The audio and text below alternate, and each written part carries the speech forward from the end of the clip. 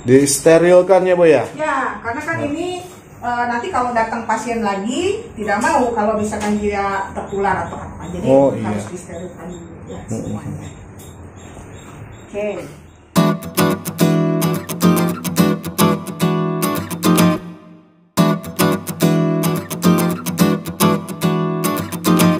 Kenapa anjing tuh kok harus divaksin? Kemudian terus harus diulang ya setahun sekali ya, itu standarnya seperti itu. Karena begini, di anjing itu begitu banyak penyakit, ada yang disebabkan oleh bakteri, ada yang disebabkan oleh virus ya, ada yang parasit, itu cacingan kayak gitu. Nah, untuk yang bakteri atau parasit itu ada obatnya, tapi untuk virus ya kayak virus parvo itu nggak ada obatnya, karena dia diwajibkan untuk vaksin. Jadi saya mungkin harus memberikan informasi bahwa vaksin itu bukan obat. Banyak yang datang ke saya, dok, sudah banyak yang mati, yang hidup mau saya vaksin. Jadi dia sudah paham vaksin tapi tidak paham momennya kapan. Nah, kalau sudah ada yang sakit atau yang mati, jangan divaksin. Karena dia sebenarnya takutnya sudah tertular. Karena vaksin itu bukan obat. Vaksin itu justru isinya bibit penyakit. Sama dengan di orang imunisasi, justru isinya itu sebenarnya penyakitnya itu sendiri, tapi sudah dilemahkan, diberikan kepada hewan yang wajib sedang sehat, supaya si tubuh hewan tersebut itu membentuk kekebalan. Makanya kenapa kalau tadi saya cek dulu ya kalau dia suhunya normal atau enggak, takutnya dia sakit, saya nanya-nanya juga. Kalau memang dia ternyata sehat, berarti badannya cukup kuat untuk diberi tantangan, dimasukin nih si virus ya. Nah, si badan yang sehat akan membentuk kekebalan. Jadi membentuk kekebalan. Kalau dalam kondisi sakit, dia bukannya malah sehat, tapi akan semakin kondisinya nurun.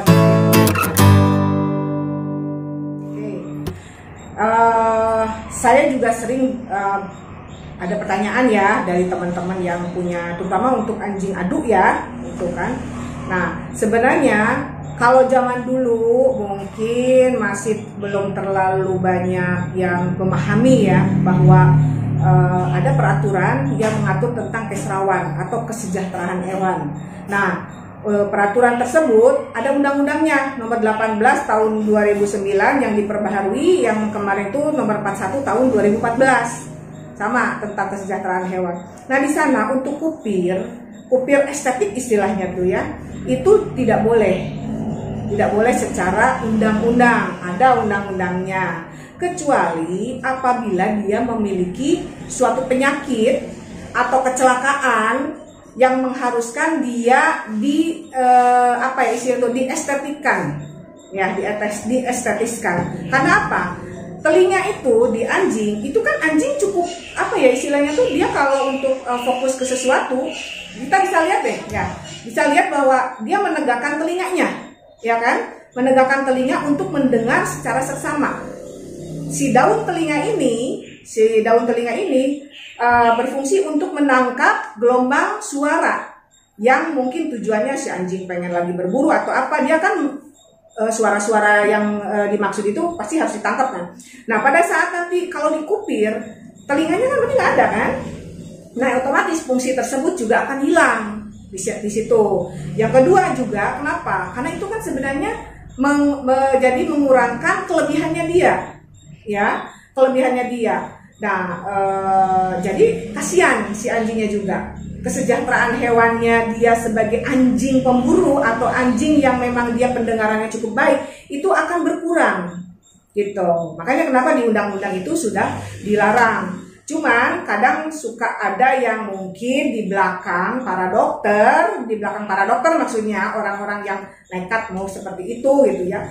Saya pernah mendengar dia cukup dijepit pakai bambu, terus si anjingnya nggak dibius ya, karena kan obat bius itu cukup ketat ya pengeluarannya, harus ada izin praktek segala macam. Kan kasihan, jadi si anjingnya sampai teriak-teriak, darah muncul karena di sini pembuluh darahnya besar. Pembuluh darah cukup besar dan itu harus benar-benar diperhatikan. Jadi kasihan kalau misalkan ternyata kita langsung shoot gitu ya, meskipun dijepit, kemudian berdarah-darah, diantepin, dia sampai teriak-teriak, stressingnya tinggi. Gitu. Iya. Jadi bisa mengubah karakter anjing tersebut. Betul. Ya. Mungkin sebenarnya bukan ilmu kedokteran saja ya Kang Budi ya, gitu kan. karena itu masuknya di ilmu nutrisi. Nah, Ya. kita memang belajar, dokter hewan itu belajar tentang nutrisi makanan untuk pasien-pasien kita ya. Nah, kenapa apakah boleh anjing dikasih makan nasi kan gitu ya? Anjing itu sebenarnya, kalau kucing itu pure karnivora, kalau anjing sebenarnya juga sama, tapi cenderung ke omnivora. Jadi apapun dia bisa makan, sayuran ya gitu-gitu ya, mungkin karena formulasi itu harus tepat. Pabrikan itu membuat makanan anjing khusus yang memang sudah diformulasikan. Kalau kamu dilihat ya di toko pet shop itu banyak macam, ada yang anjing buat ya ras kecil, ya ras sedang, ras besar, takarannya pakai berat badan, ada yang buat anjing bulunya panjang ya, ada yang cuma bulu pendek, ada yang makanan khusus buat yang sudah sepuh, sudah tua, sudah senior, itu beda-beda. Nah, kenapa?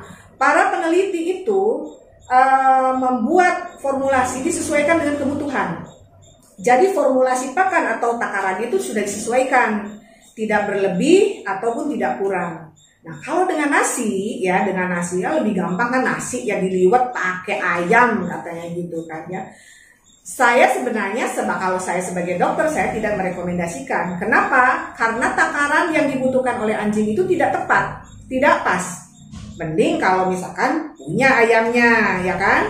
Tapi kalau nggak ada, cuma nasi liwet doang. Tapi dia makan kok, kan suka gitu. Tapi dia dimakan kok, lapar. Daripada nggak ada makanan yang ada dimakan. Tapi nutrisinya memang berarti tidak terpenuhi secara maksimal.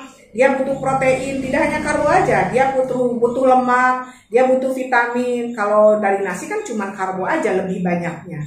Jadi saran saya sih sebenarnya kalau mau kualitas doginya bagus ya, apalagi buat kontes atau buat kita mejeng ya istilahnya tuh, pakai dog food itu lebih disarankan.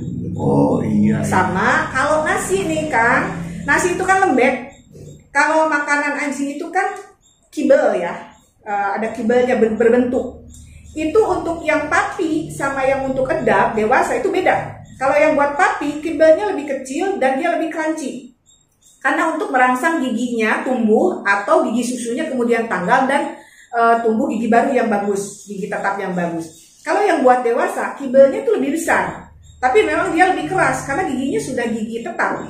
Nah, kibel yang bentuknya padat itu, ya ini kita sebut dry food ya, makanan padat, itu bisa mengurangi terjadinya karang gigi. Kalau nasi, banyak yang nyelip. Itu datang ke saya, mulutnya bau, pas dilihat karang giginya banyak. Saya suka nanya, dikasih makan apa? Kalau nggak wet food, meskipun dog food, tapi dia yang pakai wet, atau dia nasi. Nah, itu pasti untuk terjadinya karang gigi, itu cukup lumayan cepat. Nah, di Tigri juga sebenarnya bisa scaling ya. Saran kami, itu kalau untuk hewan peliharaan supaya lebih bagus itu, dengan nutrisi yang tercukupi, dog food yang direkomendasikan. Iya, siap tuh teman-teman. Yang pakai nasi sebaiknya dog food aja. Oke, saran kami ya sebagai dokter hewan, yang pertama buat anjingnya ya. Yang jelas berarti yang namanya kita memelihara hewan itu kontrak seumur hidup. Kontraknya berarti pada saat dia sehat itu kita bisa bahagia kan. Tapi kalau anjingnya tersebut sedang sakit, berarti kita harus rela untuk membawa dia pemeriksakan ke dokter. Kemudian pencegahan-pencegahan yang lainnya, selain vaksin, tadi saya tambahin mungkin ya obat cacingnya gitu kan, harus wajib 3-4 bulan sekali itu, karena kan kita nggak tahu ya dia cacingan atau enggak dan bisa diperiksa. Atau juga tetes kutu, kita kan bisa lihat tuh kutunya, bisa dicek dulu, diberi tetes kutu, atau ada yang sistem sekarang tuh kalung yang kutu kayak gitu ya. Nah itu kemudian juga dimandikan secara rutin, baik itu 2 minggu sekali gitu kan, dengan sampo yang memang disarankan khusus dulu buat anjing. Meskipun tidak semua sampo anjing itu bisa cocok gitu, sama dengan orang. Jadi try and error.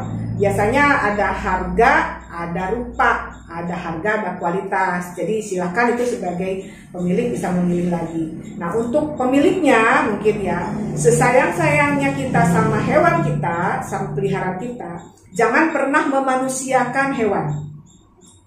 Apa artinya? Jangan pernah memanusiakan hewan. Karena sering diajak main, dia suka gigit-gigit, mungkin dia kena cakar, minta ke dokter, tolong giginya dipangur, taringnya dipotong, jarinya dipotong, biar kukunya istilah tuh nggak najem-najem. Nah itu termasuk yang memanusiakan hewan dan itu sangat dilarang. Balik lagi ke tadi yang kesrawan itu, dia diberi taring berarti dia punya fungsi untuk mencabik. Ya kan, dia punya cakar, fungsinya berarti dia bisa untuk mempertahankan diri dan itu tidak boleh dihilangkan. Bagaimana untuk kita?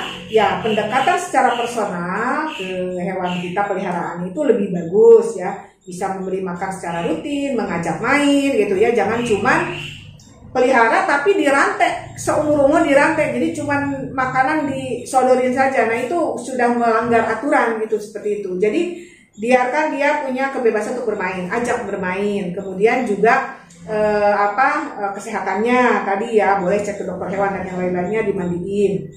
Kemudian juga kalau misalkan sesayang-sayangnya lebih baik tidak sampai kita tidur bareng nih, gitu, anjingnya dibawa tidur bareng, karena kita kan tidak tahu ya si hewan tersebut dari luar bawa penyakit apa, atau bawa kotor apa, bawa debu apa. Jadi tempatkan dia tetap di kandang, tapi kandangnya juga yang dibikin nyaman. Jadi cuman kandang yang sempit, harus ada kandang yang buat dia tempat istirahat, ada tempat untuk bermain yang kena sinar matahari. Dijamin kalau kayak gitu kan Dudi, anjingnya sehat karena dia aktif, kena sinar matahari, dan pemiliknya juga sehat. Itu. Oh iya, siap-siap. Mantap sekali, Ibu. Ya. Ini banyak perubahan sekali di sini. Iya. Wih, mantap Ibu ya. Sukses terus. Amin. Nah, Ibu, di sini tersedia untuk apa aja? Kayaknya lengkap di sini. Pelayanan ya, Kang Dudi. Saya sebenarnya berpraktek dari tahun 2000. Dari tahun 2000 berarti udah kita 21 tahun ya sebenarnya. Sebelumnya saya di rumah, tapi kemudian tahun berapa itu saya pindah ke sini. Di sini udah sekitar 12 tahun. Memang seiring dengan banyaknya pecinta anjing, pecinta kucing, hewan-hewan yang lain, itu semakin banyak pelayanan yang harus kami berikan. Di Tigri ini saya ada 4 dokter ya, dari pagi sampai saat ini masih PPKM sampai sore. Next saya sampai malam lagi Kang Dudi. Jadi boleh gitu kan ya. Betul. Kemudian selain pelayanan oleh dokter hewan ya, kemudian juga kita punya ruangan yang memang sekarang sudah didesainnya, ada 3 ruangan periksa, jadi nggak bakal numpuk-numpuk gitu. 3 ruang periksa, 2 ruang bedah, 1 ruang laboratorium, kemudian juga ada rawat inap ya, rawat inap yang habis operasi ataupun yang sakit, kemudian juga yang titip sehat, dan grooming, mandi. Kita di atas groomingnya dipisah antara anjing sama kucing, kita pisah gitu. Jadi kadang-kadang ada yang tidak nyaman mungkin ya, oke kita fasilitasi itu semuanya. Nah di sini juga fasilitasnya ada ronsen, ada USG Doppler. USG Doppler itu kalau misalkan punya hewan yang lagi hamil umur sekitar sebulan ke atas, itu jantung kan sudah kedengaran tuh, jantung anak kita bisa dengar Kang. Jadi dengar detak jantung anaknya apakah dia bagus atau melemah. Jadi fasilitas itu kita sediakan semuanya untuk klien kami, klien yang setia dengan kami juga gitu. Kemudian laboratorium parasit dengan mikroskop. Nah kadang-kadang kan kok telinganya seperti yang gatal tapi kelihatannya bersih, kita bisa periksa. Baik itu bulu juga apakah kena jamur atau parasit. Begitu juga kita sudah punya alat pemeriksaan kimia dan hematologi atau pemeriksaan darah lengkap Kang Dudi. Biasanya kalau misalkan para pemilik datang ada operasi yang harus dilakukan, kemudian anabulnya sudah sepuh, kita cek dulu darahnya. Jadi kondisi darahnya kan kita nggak tahu nih, takutnya dia butuh transfusi darah gitu kan ya, takutnya dia ternyata punya penyakit diabetes gitu kan. Hal-hal itu yang harus diperhatikan sebelum operasi.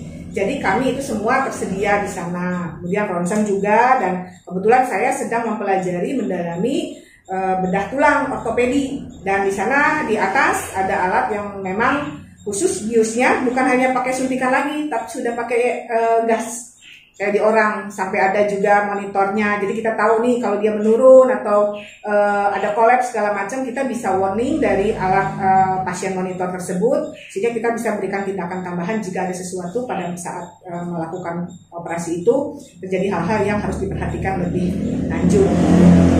Ya. Wih, mantap, lengkap di sini. Jadi kalau bahasa Sundanya amit-amit ya. Ya. Kalau anjing Big Dude ada apa-apa tuh gampang sini aja. Boleh. Nah. Mudah-mudahan Mas sehat Ibu ya. Ya, harus sehat.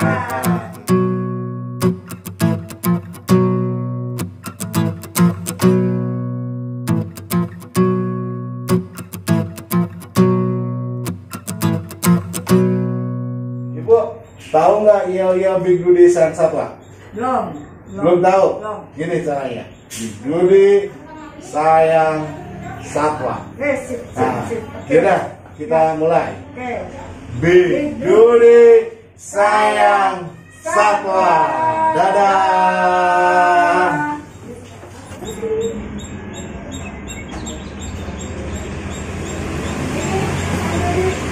Iya. Namanya sudah tercetak di sini, si Carlo, nama Kang Budi juga ada, ini filmnya, dan ini buku vaksinnya Carlo. Iya. Ibu terima kasih. Sama-sama. Wih mantap, Carlo nih. Mudah-mudahan sehat terus ya. Si Carlo. Udah dibawa.